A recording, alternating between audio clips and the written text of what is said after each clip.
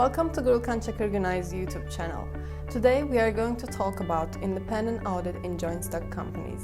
Independent audit is the examination of the company's financial statements and the annual reports prepared by Board of Directors. The audit also includes an assessment on whether the company complies with the Turkish accounting standards, the law, and articles of association of the company.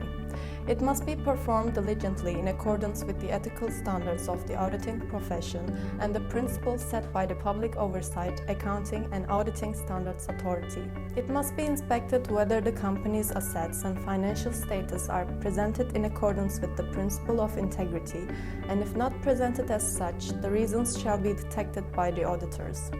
The auditor also considers whether the financial statements and the annual reports are consistent with the information obtained during the audit.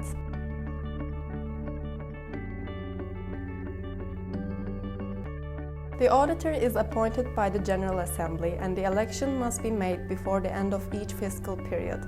Unless otherwise stipulated by law, the election and dismissal of the auditor are among the non-assignable powers of General Assembly. In order to appoint an auditor, quorum must consist of a majority of the votes. The auditor must be a certified public accountant or independent authorized accountant and/or a capital company whose shareholders are composed of certified independent accountants. To ensure impartiality and independence of the auditor, certain individuals cannot undertake the auditing assignment. For example, being a shareholder, having an executive role in the last 3 years prior to becoming an auditor, or working in the company to be audited are disqualifications for becoming an auditor. In certain circumstances where the auditor cannot be assigned, the auditor shall be appointed by the court.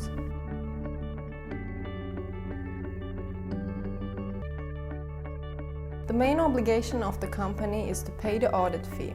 The company is obliged to provide the necessary information and documents for the audit. If members of Board of Directors fail to provide the necessary information and documents by their own fault, they shall be legally liable. Also, an audit contract must be concluded.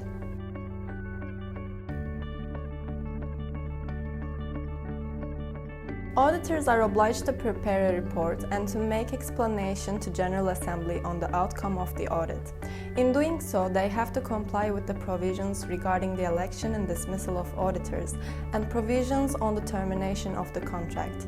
And in the event of termination of the contract, they have to submit an appropriate report to General Assembly on the results of auditing process until the date of termination.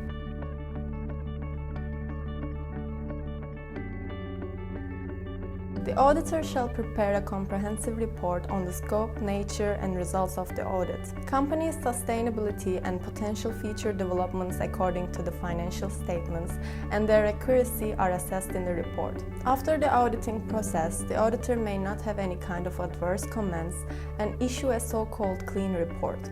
The auditor may detect inconsistencies in the financial statements which can be corrected by the company, or the auditor may not have satisfied with the financial statements or may discover a high level of material misstatements or irregularities. In such a case, Board of Directors must call a General Assembly meetings within 4 business days and has to elect new board members. The new board members have to prepare financial statements that reflects the material facts and submit it to General Assembly together with the audit report. The auditor also has a right to refrain from giving an opinion by explaining the reasons. Thank you for watching and hope to see you in our next videos.